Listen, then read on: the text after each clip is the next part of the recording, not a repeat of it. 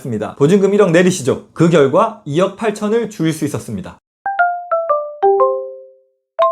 과천 재건축 아파트를 10억에 분양받은 임대인이 있었습니다. 이분이 거주하기엔 자금이 빠듯해서 세를 졌는데요. 전세금을 받아서 분양 잔금을 납부하고 임차인은 처음 2년을 살았습니다. 그리고 계약갱신청원권을 써서 2년을 더 사셨어요. 그 사이 전세 시세는 많이 올라서 1억이 넘게 올랐습니다. 임대인은 이제 전세 시세대로 받아야겠다 그러면서 1억 높은 금액으로 저에게 물건을 주셨어요. 전세 물건이 많지 않아서 저희가 임차인을 바로 맞춰드렸습니다. 그런데 계약하려고 보니까 임대인이 상세 임대 특례가 가능한 상황이었습니다.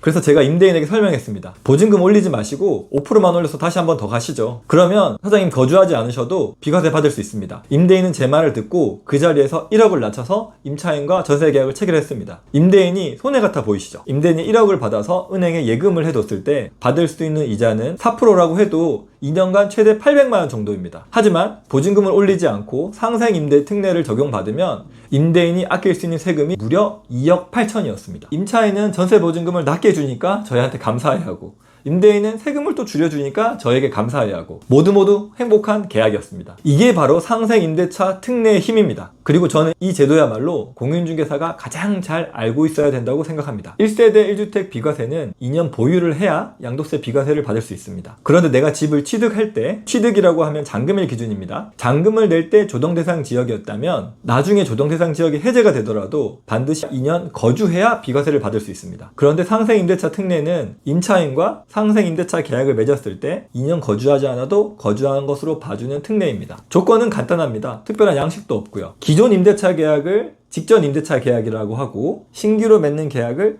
상생 임대차 계약이라고 합니다. 직전 임대차보다 5% 이내로 계약을 체결하기만 하면 됩니다. 그리고 임대차 기간은 직전 임대차 기간은 1년 6개월 이상이 되어야 되고, 상생 임대차 계약은 2년 이상이 되어야 됩니다. 상생 임대차 계약은 5% 이내로 올리면 되기 때문에 보증금을 낮춰도 되고요, 같아도 됩니다. 심지어 임차인이 바뀌어도 상관없습니다. 금액만 5% 이내 범위라면 상관없습니다. 원래 이 특례는 24년 말까지였는데요, 연장이 돼서 26년 12월 31일까지 체결하는 계약에 대해서 특례를 주고 있습니다. 21년 12월 20일부터 26년 12월 31일까지 상생임대차 계약을 체결하고 계약금을 지급하셨다면 이 특례를 적용받을 수 있습니다. 그럼 실제로 세금 차이를 계산해 보겠습니다. 10억에 분양받은 아파트를 22억에 판다고 가정하겠습니다. 취득 당시 조정 대상 지역이었기 때문에 2년 거주하지 않으시면 비과세를 못 받고 일반 과세가 됩니다. 그럴 때 양도소득세는 약 4억 6천만 원이 나옵니다. 하지만 지금처럼 보증금을 줄여서 상생임대차 특례를 받게 되면 비과세 혜택을 받을 수 있어서 양도세는 1억 6천, 즉 3억이 줄어듭니다. 엄청난 혜택이죠.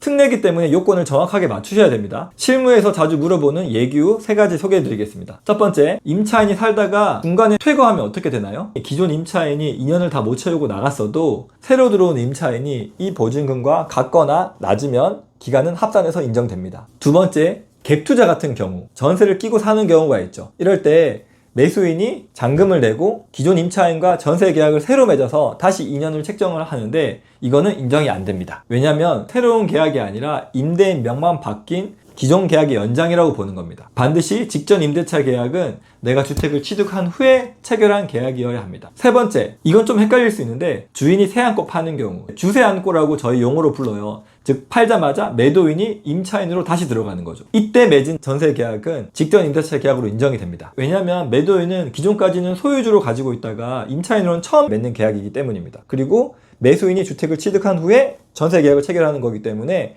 얘는 직전 임대차 계약으로 인정이 됩니다. 정리하겠습니다. 상생 임대차 특례는 2년 거주하지 않아도 2년 거주한 것으로 봐주는 굉장히 파워풀한 양도세 비과세 특례입니다. 별도 신청서, 특약, 양식 다 없고 보증금만 5% 이내로 올리면 됩니다. 그리고 상생 임대차 계약은 반드시 26년 12월 31일까지 체결하고 계약금을 받은 계약까지만 인정이 됩니다. 상생 임대차 특례를 모르고 계셨던 분들한테 많은 도움 되셨기를 바라고요. 다음 영상에서는 2년 살고 2년 더 사는 계약갱신 청구권 언제 어떻게 써야 되는지, 그리고 실무적인 이슈가 어떤 것들이 있는지 제가 말씀드리겠습니다. 저는 여러분의 세무집사 송집사였습니다. 감사합니다.